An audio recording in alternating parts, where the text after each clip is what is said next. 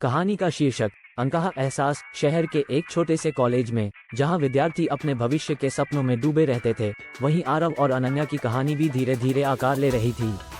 आरव एक शांत और गंभीर लड़का था, जबकि अनन्या चंचल और मुस्कुराती हुई लड़की।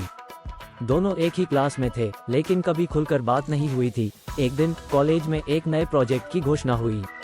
इस प्रोजेक्ट में छात्रों को जोड़ी बनाकर काम करना था और किस्मत से आरव और अनन्या को साथ काम करने का मौका मिला। अनन्या ने मुस्कुराते हुए कहा, चलो कुछ अच्छा करते हैं। आरव ने हल्की मुस्कान के साथ सहमति जताई। प्रोजेक्ट पर काम करते करते दोनों के बीच एक अजीब सा तालमेल बन गया। अनन्या की हंसी और उसकी बातें आरव के दिल को छूने लगीं। दूसरी ओर आरव की संजीदगी और उसके विचार अनन्या को आकर्षित करने लगे।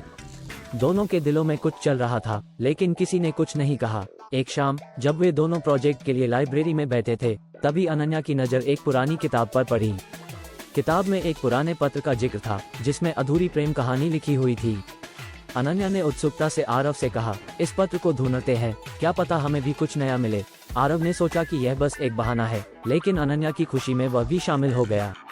वे दोनों मिलकर उस पत्र की खोज में लगे रहे। कई दिन बीत गए, लेकिन पत्र का कहीं अता पता नहीं था। फिर एक रात अनन्या को अचानक फोन आया। दूसरी ओर एक अजनबी आवाज थी, तुम जिस पत्र को ढूंढ रही हो वह तुम्हारे कॉलेज के पुराने खंड में है। अनन्या ने उत्सुकता में आरव को फोन किया और कहा, हमें अभी वहीं चलना होगा। आरव थोड़ा हिचकिचाया, लेकिन अनन्या की जिद के आगे वह मान गया। वे दोनों रात के अंधेरे में कॉलेज के पुराने खंड में पहुंचे। वहां एक पुरानी अलमारी में बहुत सारी किताबों के बीच एक पुराना पीला पन्ना मिला। अनन्या ने वह पन्ना खोला और पढ़ना शुरू किया।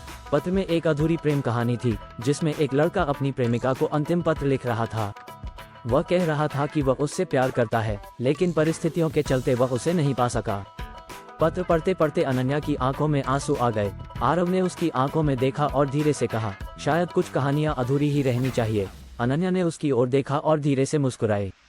उसने आरव का हाथ पकड़ा और कहा, लेकिन कुछ कहानियां हम पूरी कर सकते हैं। वह पल, वह एहसास दोनों के दिलों में बस गया। उस अधूरे पत्र ने उनके अधूरे एहसास को पूरा कर दिया। उस रात के बाद दोनों के बीच एक अनकहा रिश्ता बन गया, जिसमें शब्दों की जरूरत नहीं थी। उनके दिलों ने वो सब कह दिया जो वे जुबान से नहीं कह पा रहे थे। मोरल, कभी कभी अधूरी कहानियां ही हमें हमारी पूरी मंजिल तक ले जाती हैं। प्यार वह एहसास है जिसे महसूस किया जाता है, कहने की जरूरत नहीं होती।